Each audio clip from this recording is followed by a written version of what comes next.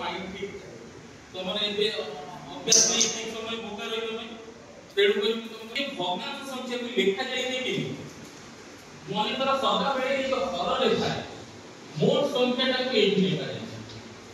हैला ए मोट रु जेति की अंश भाग करा जाय नै भाग अंश को सदा बेले हर ले लिखा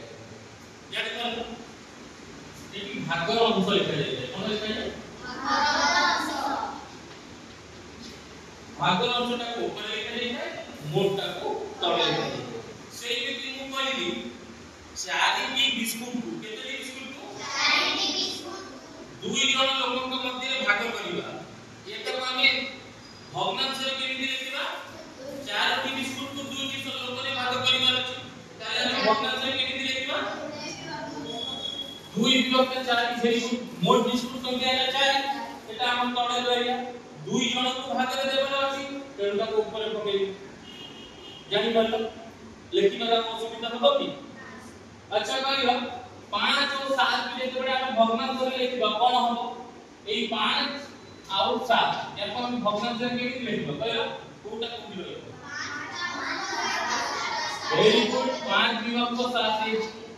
5 विभक्त 7 जानि परलो ना नहीं क्लियर भग्नांशर प्रकार अछि भग्नांशर प्रकार भग्नांश केते प्रकार के कहि परबो आज्ञा को हां सेटा तो कि मोट नंबर हे हमरा 7 टी 5 टा भाग निया जाय तो भाग अंशटा को हम ऊपर रखिबा ताको तळे रखिबा पढिला बेले केमिति पढिबा ऊपर तळु पढिबा ऊपर तळु देखो मोट संख्या नहीं हमरा 7 हम तळे लिखि देलु तार अंश थिला 5 किंतु पढिला बेले हम ऊपर तळु पढिबा 5 विभक्त 7 तो 5 बाय 7 कहि परिबो हैला गाडी परलो ना नहीं असुविधा अछि नहीं और ढी बात 5 विभक्त 7 देखिए क्या है भग्ना सो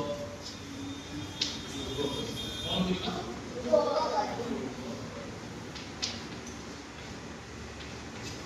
देखो जोग ताले जानि छु किंतु भग्नांश रो जोग जिते बडे आसी गेला